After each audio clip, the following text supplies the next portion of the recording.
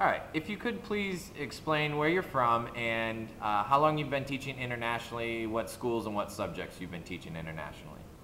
I'm from suburban Chicago, the great state of Illinois, and I've always taught abroad. I've been abroad now for 11 years. I started at St. John's School in Tumanbay, Guam.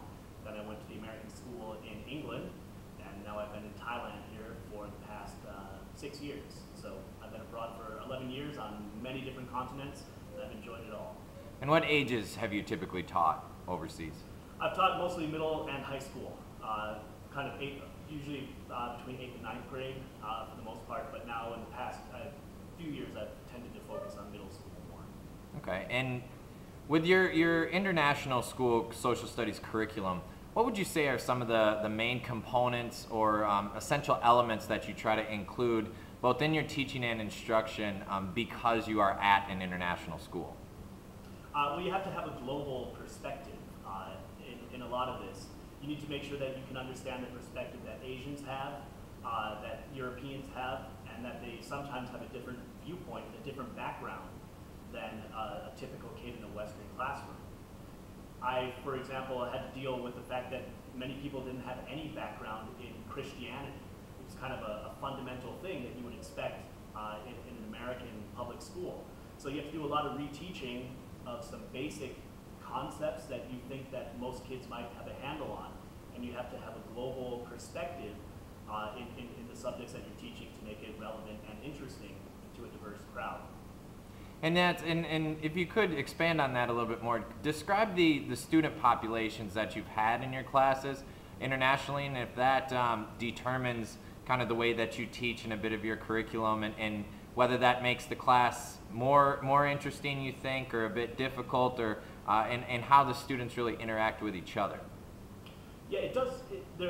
It does make the class more interesting, and there's a wide variety.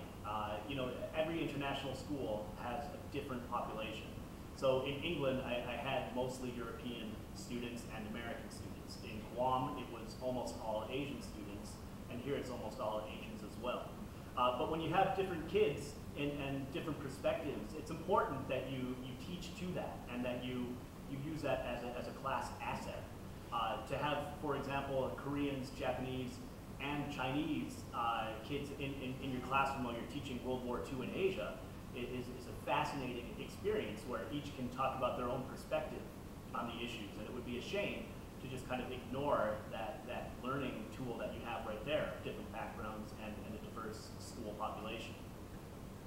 Excellent. Now let's say that there's somebody who just received their teaching credentials or maybe have been teaching in the States for a few years, and they're thinking about, maybe, they're getting the call, getting the travel bug, and thinking, maybe I should try this international teaching thing. What would you say to them? What advice would you give them?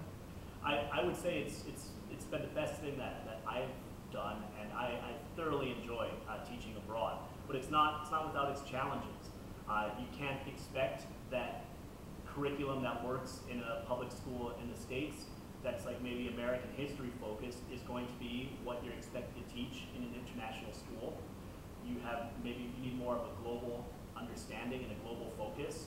You need to be able to incorporate, Asian history, bits from Africa, and everything else in your curriculum. So you need to be very well rounded and not just kind of focused on one particular area.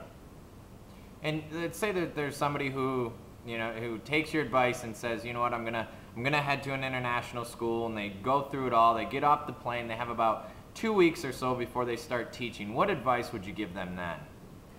I would encourage them to just explore the place that they're in, because that's the joy of being international, is that you get to learn about new things. And that's, as teachers, I hope, what we try and get our kids to do is lifelong learning. And I feel that being abroad, I learn something new every day about the country I'm in, about the people that I live with, about their language, about their customs. So I think you have to just dive right in and do your best to adapt to things that are different, but also enjoy it while you can.